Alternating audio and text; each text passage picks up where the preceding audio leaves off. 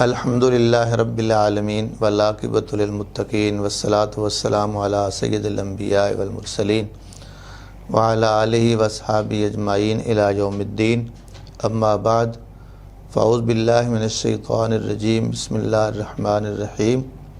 قل لا اسألکم علیہ اجرا الا المودۃ فی القربى، صدق اللہ العظیم۔ اللہم صلی علی سیدنا و مولانا محمد و علی آل سیدنا و مولانا محمد وبارک وسلم وصلی علیہ۔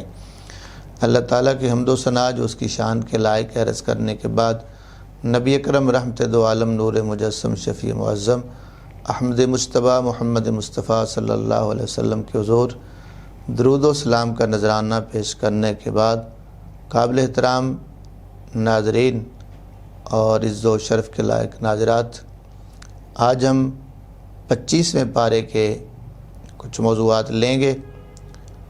آج ہمارا پہلا موضوع جو اس پارے میں ہمارے زیر باس آئے گا وہ ہے حضور کی قرابت کی محبت، اس کے حوالہ سے قرآن ہمیں کیا حکم دے رہا ہے۔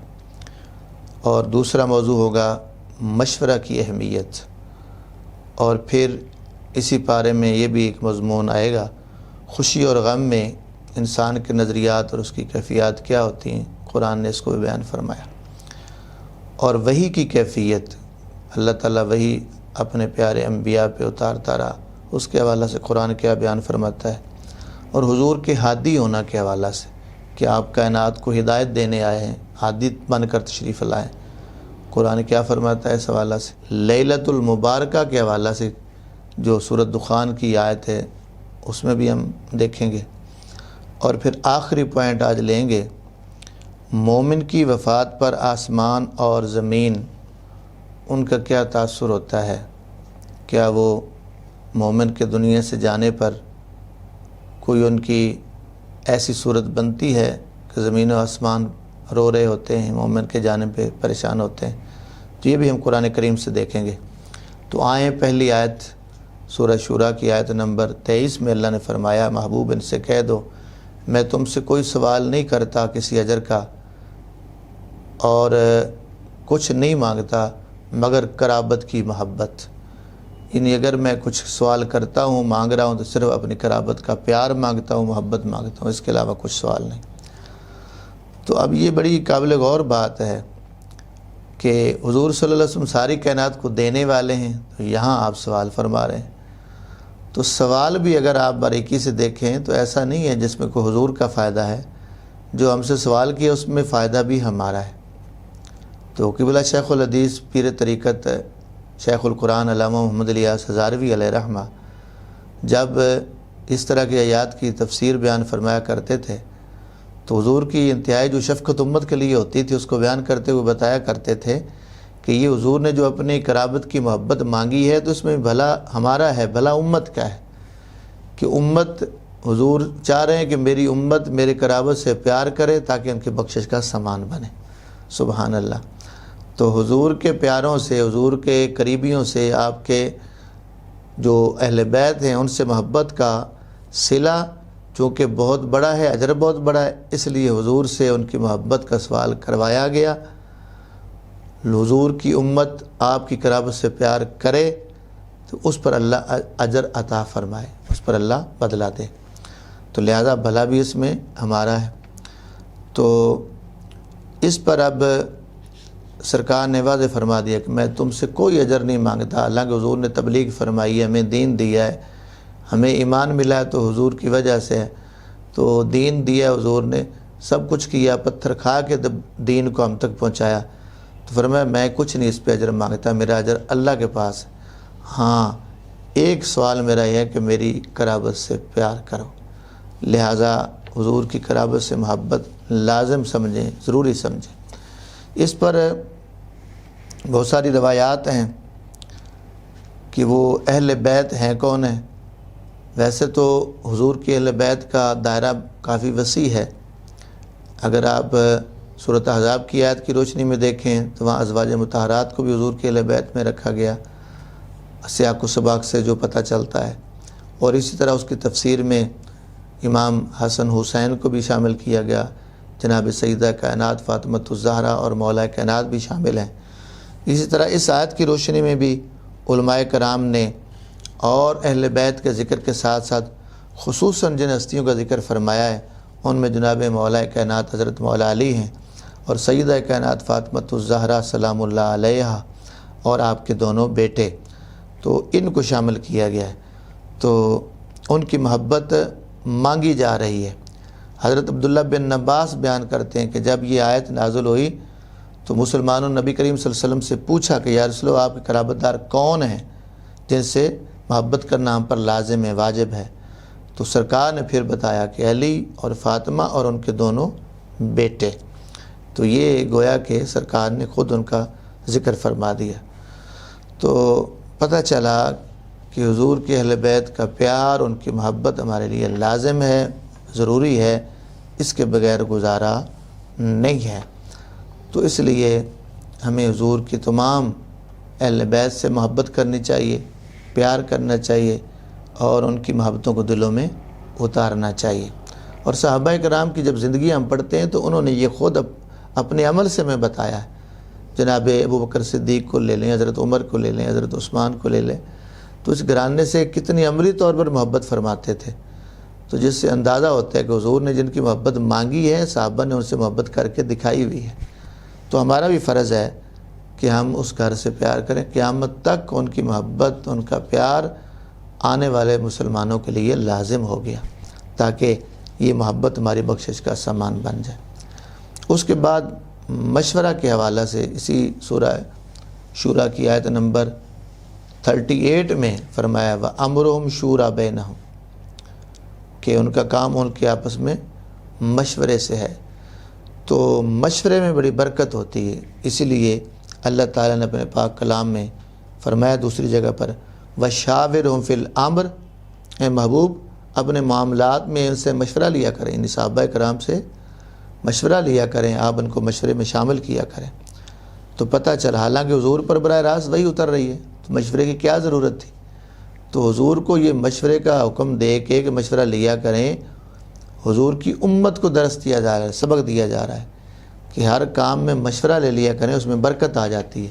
دیکھو نا، ایک بندے کی سمجھ عقل ایک ہے، اور اگر اس میں 2 اور شامل ہو گئے، کوئی 5-4 اور اس مشورے میں شامل ہو گئے، تو پھر وہ ایک عقل کا فیصلہ نہیں ہوگا۔ آپ وہ 10 یا 8 لوگوں کے مشاورت سے کام طے پا رہا ہے، تو کتنی عقلیں جمع ہو کے کوئی فیصلہ کر رہی ہیں۔ اس لیے مشاورت پہ زور دیا گیا قرآن و حدیث کے اندر، تو ہمیں ہر کام میں مشورہ لینا چاہیے اور مشورہ کر کے وہ کام کرنا چاہیے۔ نبی کریم صلی اللہ علیہ وسلم نے خود فرمایا کہ جب تم میں سے کوئی شخص اپنے بھائی سے مشورہ طلب کرے تو وہ اس کو مشورہ دے، یعنی مشورہ دینا بھی ضروری۔ کوئی مشورہ مانگتا ہے تو ہم کو ٹال مٹول سے کام نہیں لینا چاہیے، لیت و لال سے کام نہیں لینا چاہیے، مشورہ دینا چاہیے۔ اور یاد رکھیے کہ جس سے مشورہ طلب کیا گیا حدیث میں آتا ہے کہ وہ امین ہے۔ تو مطلب کیا ہے کہ ہمیں مشورہ بھی صحیح دینا ہوگا اور پھر سوچ سمجھ کے دینا ہوگا، مشورہ صحیح دینا ہوگا۔ دوسری بات یہ بھی ذہن میں رکھیں کہ کچھ ایسی باتیں ہوتی ہیں، کسی نے آپ سے ڈسکس کی ہے، آپ کو اپنا سمجھ کے آپ سے مشورہ کیا ہے، آپ سے بات کی ہے، تو آپ وہ اس کو امانت رکھیں، اپنے پاس رکھیں، اس کو آگے اس کی اشاعت نہ کریں، لوگوں تک نہ پہنچائیں۔ تو بہت ساری باتیں ہوتی ہیں جو ایک امین کے لیے لازم ہے کہ وہ اپنے تک رکھے، اس کو آگے نہ پہنچائے۔ ہمیں نعوذ باللہ کسی کا کوئی عیب معلوم ہو جائے، کوئی کمزوری، وہ ہم سے ڈسکس کر لے، شیئر کر لے، تو وہ اپنا سمجھ کے ہم سے کرتا ہے، ہم اس کا ڈھنڈورا پیٹ رہے ہوتے ہیں اور اندر خانے ہم کہاں تک وہ بات پہنچاتے ہیں، تو یہ زیب نہیں دیتا۔ لہذا مشورہ بھی صحیح دینا چاہیے، اور جو آپ سے کوئی مشورہ کرتا ہے، آپ سے مشورہ لیتا ہے، اس کی بات کو سیگائے راز میں رکھنا چاہیے۔ اگلا موضوع ہے خوشی اور غم میں انسان کی کیا کیفیات ہوتی ہیں، کیا کیا اس کے طریقے ہوتے ہیں۔ سورہ حامیم سجدہ کو آپ دیکھ لیں، حامیم سجدہ کی آیت نمبر 50 میں اللہ تعالیٰ نے ارشاد فرمایا وَلَئِنْ أَذَقْنَاهُ رَحْمَةً مِنَّا مِنْ بَعْدِ ضَرَّةٍ مَسَّتْهُ لَيَقُولَنَّ هَٰذَا لِي، کہ اگر ہم اسے کچھ اپنی رحمت کا مزہ دیتے ہیں، اس کی تکلیف کے بعد کوئی اس کو رحمت پہنچتی ہے، تو پھر وہ کہے گا یہ میری ہے، یعنی میری وجہ سے ہے، یہ تو میرے عمل کی وجہ سے۔ اب یعنی کوئی رحمت کوئی کرم اللہ نے فرمایا ہے تو بندہ اس کو اپنی طرف منسوب کر لے، تو یہ انسان کو اس طرح زیب نہیں دیتا۔ ہر اس کا کرم اس کا فضل وہ اللہ کے سپرد کرنا چاہیے کہ یہ جو مہربانی ہے، یہ اللہ کا کرم ہے، یہ فضل ہے، اس کی عطا سے، اس کی مہربانی سے۔ تو لہٰذا ہر موقع پر اپنے مولا کی طرف توجہ رہنی چاہیے، بھولنا نہیں چاہیے۔ تو اسی طرح آگے آیت آ رہی ہے حامیم سجدہ کی آیت نمبر 51 میں 51 میں فرمایا وَإِذَا أَنْعَمْنَا لِلْإِنسَانِ أَعْرَضَ وَنَأَىٰ بِجَانِبِهِ وَإِذَا مَسَّهُ الشَّرُّ فَذُو دُعَاءٍ عَرِيضٍ، کہ جب ہم آدمی پر احسان کرتے ہیں تو وہ منہ پھیر لیتا ہے اور اپنی طرف وہ دور ہٹ جاتا ہے، اور جب اسے تکلیف پہنچتی ہے تو پھر بڑی بڑی دعائیں کرتا ہے، لمبی چوڑی دعائیں کرتا ہے۔ ان جب احسان کرتے ہیں تو منہ پھیرتا ہے اور اپنی طرف وہ دور چلا جاتا ہے، دور ہٹ جاتا ہے، لیکن جب تکلیف پہنچتی تو پھر واپس آتا ہے، پھر دعائیں کرتا ہے، گڑ گڑاتا ہے، روتا ہے۔ تو اس کو پہلے ہی چاہیے تھا نا کہ وہ ہر حال میں خوشی آئے تو پھر بھی اللہ تعالیٰ کا شکر ادا کرے، کوئی غم اور پریشانی آئے تو پھر بھی دعا کرے کہ مولا یہ دکھ اور پریشانی کو دور فرما دے۔ آگے یہ سورہ شورا میں بھی گزر چکا ہے، آپ نے سنا ہوگا کہ وَإِذَا أَذَقْنَا الْإِنسَانَ مِنَّا رَحْمَةً فَرِحَ بِهَا، کہ جب ہم آدمی کو اپنے طرف سے کوئی رحمت دیتے ہیں، رحمت کا مزہ دیتے ہیں تو اس پر وہ خوش ہوتا ہے۔ اور وَإِن تُصِبْهُمْ سَيِّئَةٌ بِمَا قَدَّمَتْ أَيْدِيهِمْ، اگر انہیں کوئی برائی پہنچے اس کے جو ہاتھوں کے بدلے کی وجہ سے، جو آگے وہ بھیج چکا ہے اس کے برائی کی وجہ سے، تو پھر فَإِنَّ الْإِنسَانَ كَفُورٌ، پھر انسان ناشکرا ہے۔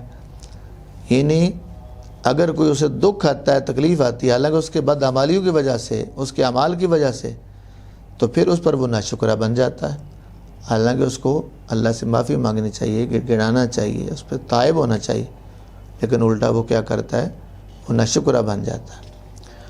اس کے بعد اسی صورت کے اندر اللہ تعالیٰ نے اس کا جو اگلا حصہ ہے اس آیت کا، آیت نمبر 51 کا، وَمَا كَانَ لِبَشَرٍ أَن يُكَلِّمَهُ اللَّهُ إِلَّا وَحْيًا أَوْ مِن وَرَاءِ حِجَابٍ، اللہ تعالیٰ وحی کی کیفیت بیان فرما رہا ہے کہ بغیر وحی کے کسی شخص سے بھی وہ اللہ کلام نہیں فرماتا۔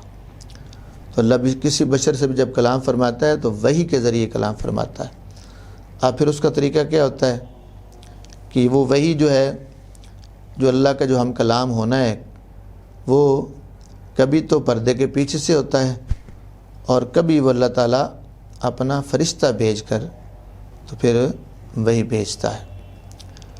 تو یہ طریقے تھے وحی کے کہ اللہ تعالیٰ کسی سے تو براہ راست کرم فرما کے کلام فرماتا ہے، کسی کی طرف فرشتہ بھیج دیتا ہے، اور کوئی وہ ہستی بھی ہے جس کو سامنے بلا کر کرم فرماتا ہے، اپنی تجلی بھی دکھاتا ہے، اس سے گفتگو بھی فرماتا ہے، جس طرح ہمارے آقا نبی اکرم رحمت دو عالم صلی اللہ علیہ وسلم معراج والی رات حضور اللہ کی بارگاہ میں حاضر ہوئے، اللہ کے جلوے بھی دیکھے، اور اللہ نے آپ سے کلام بھی فرمایا، نمازیں فرض کی، اور آپ سے وعدہ بھی کیا کہ اللہ تعالیٰ جو ہے وہ اہل جنت سے وعدہ فرمایا کہ اللہ تعالیٰ اہل جنت سے بالمشافہ کلام فرمائے گا، یعنی جنت میں۔ تو حضور سے تو دنیا میں ہی اللہ نے جو ہے آپ کو ہم کلام فرمایا اور اپنی تجلی بھی دکھائی، اور امت کے بارے میں وعدہ فرمایا کہ اے پیارے محبوب صلی اللہ علیہ وسلم، آپ کی امت کو یہ میں ان پہ کرم کروں گا، لیکن کب؟ جب وہ آخرت میں پہنچیں گے، جنت میں جائیں گے۔ سبحان اللہ۔ اگلی آیت سورۃ شورا کی آیت نمبر 52 میں اللہ تعالیٰ نے آخر میں جو چند جملے میں بڑی توجہ طلب ہے، فرمایا وَإِنَّكَ لَتَهْدِي إِلَىٰ صِرَاطٍ مُسْتَقِيمٍ، تو بے شک اے محبوب صلی اللہ علیہ وسلم آپ ضرور سیدھی راہ کی ہدایت دیتے ہیں، انہیں راہ بتاتے ہیں۔ اب اس آیت میں تاکید لگا کر، پیچھے انّا بھی ہے، پھر لام تاکید کا بھی ہے، یہ تاکیدیں لگا کے اللہ فرما رہا ہے کہ محبوب آپ ہدایت دیتے ہیں، جب کہ پیچھے گزر چکا ہے 20ویں پارے میں آیت گزری ہے جس میں اللہ تعالیٰ نے فرمایا سورۃ القصص کی آیت نمبر 56 میں کہ انک لا تہدی من احببت، کہ بے شک محبوب آپ جسے چاہتے ہیں اس کو ہدایت نہیں دیتے۔ تو اب یہاں پہ ادھر فرمایا ہدایت نہیں دے سکتے، ادھر فرمایا ہدایت دیتے ہیں، تو بظاہر تضاد نظر آ رہا ہے۔ تو مفسرین نے بڑی خوبصورت بات کہہ کے تضاد ختم کیا کہ یہاں کوئی تضاد نہیں ہے، بلکہ تطبیق کیا کی کہ جہاں اللہ نے فرمایا کہ آپ ہدایت نہیں دے سکتے، مطلب کیا کہ پیارے محبوب ہدایت پیدا آپ نہیں کرتے اور ہدایت پیدا کرنا آپ کا کام نہیں ہے، اور جہاں فرمایا کہ ہدایت آپ دیتے ہیں، بے شک یقیناً آپ دیتے ہیں، تو وہاں تقسیم کرنے کا اور بانٹنے کا بات ہے۔ تو اس میں تو کوئی شک نہیں کہ تخلیق اللہ کی ہے اور تقسیم مصطفیٰ کی ہے۔ تو یہی نظریہ ہے، مفسرین کرام نے بڑی خوبصورت تطبیق فرما دی کہ جہاں فرمایا کہ آپ ہدایت نہیں دے سکتے، وہاں آپ تخلیق نہیں کر سکتے، پیدا کرنا اللہ کا کام ہے۔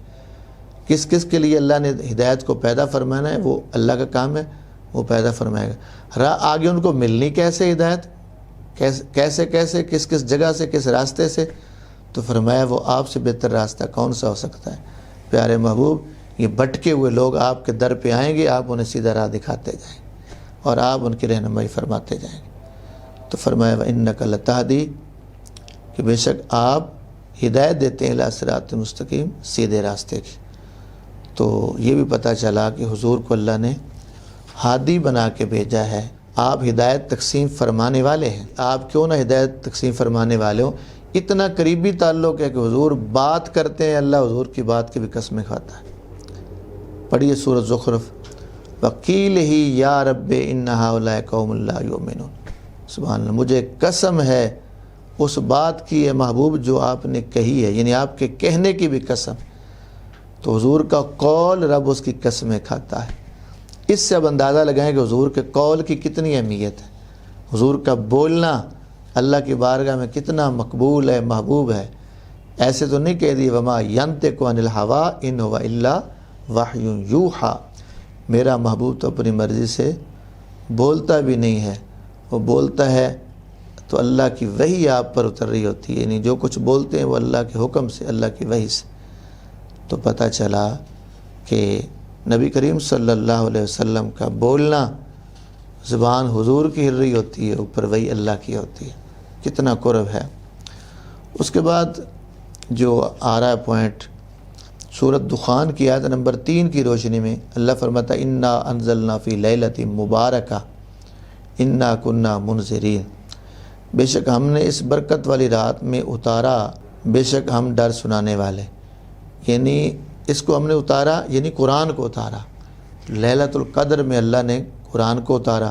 لیلۃ المبارکہ جو ہے، برکت والی جو رات ہے، اس کے بارے میں کئی قول ہے کہ یہاں سورۃ دخان کی جو برکت والی رات جس میں قرآن اترا کون سی مراد ہے؟ تو بعض مفسرین نے فرمایا کہ یہاں اس سے مراد جو ہے وہ لیلۃ القدر، یعنی جو رمضان میں اتری ہے وہ ہے۔ بعض نے فرمایا کہ نہیں، اس سے مراد شب برات ہے، کیونکہ اس میں بھی قرآن پاک کا نزول ہوا ہے، اللہ نے لوح محفوظ سے آسمان اول پر اتارا اور اس نزول کا ذکر ہے۔ تو بہرحال جون سی بھی رات لے لیں آپ، لیلۃ القدر لے لیں یا شب برات لے لیں، دونوں کی بڑی فضیلت ہے، عظمت ہے۔ فیہا یفرق کل امر حکیم، اور اس رات میں بانٹ دیا جاتا ہے ہر حکمت والا کام۔ جس طرح آپ سنتے رہتے ہیں کہ شب برات والی رات شعبان کی 15ویں رات کو تقدیریں بنتی ہیں، سال بھر کے جو آگے جس کو جو رزق دینا ہے اللہ تعالیٰ وہ اس کا بجٹ تیار کرواتا ہے، جس نے دنیا میں آنا ہے، جس نے دنیا سے جانا ہے، یعنی ساری تفصیل لکھ لی جاتی ہے اس رات میں۔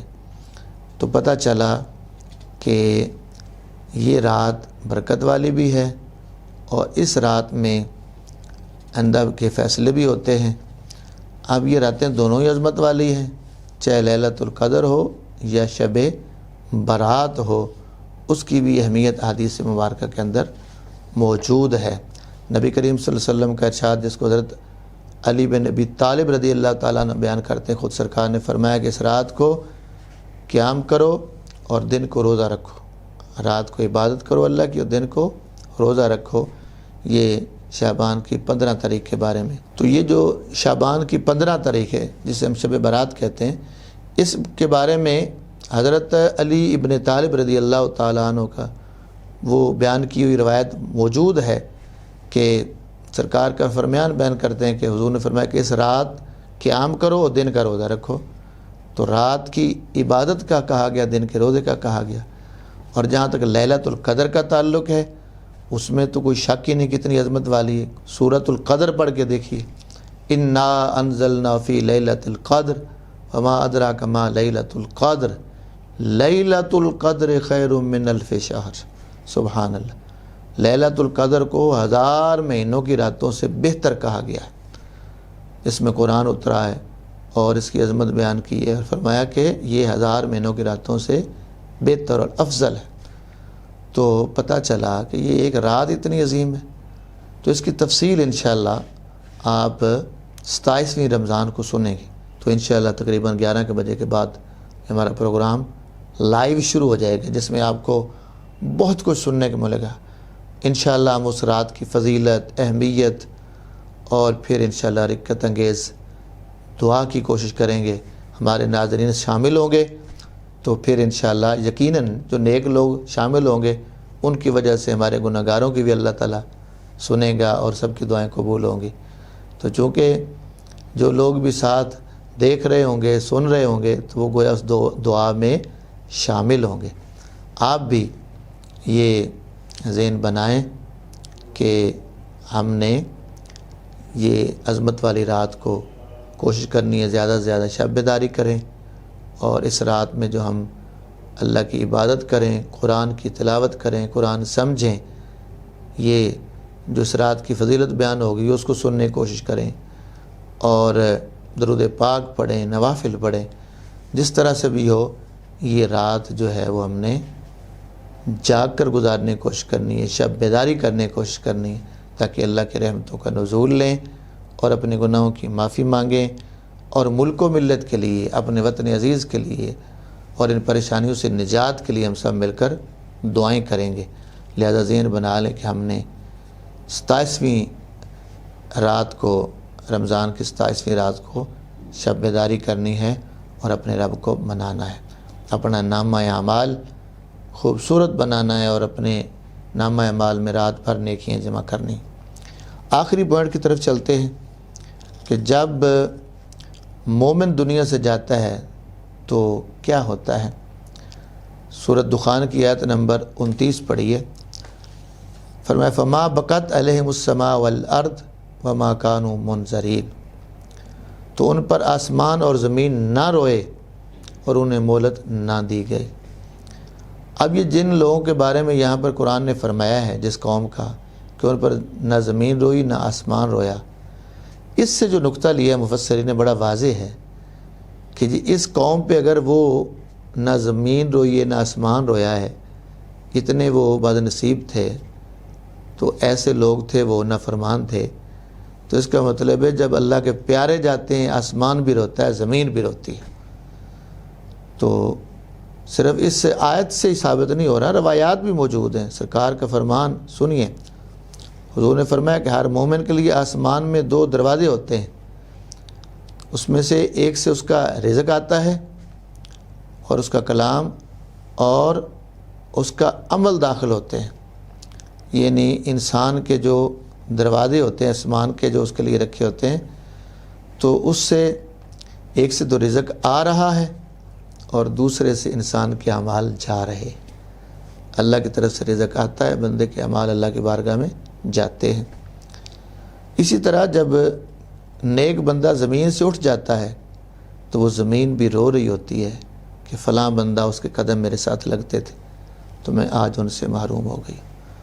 تو زمین بھی روتی ہے، آسمان بھی روتا ہے۔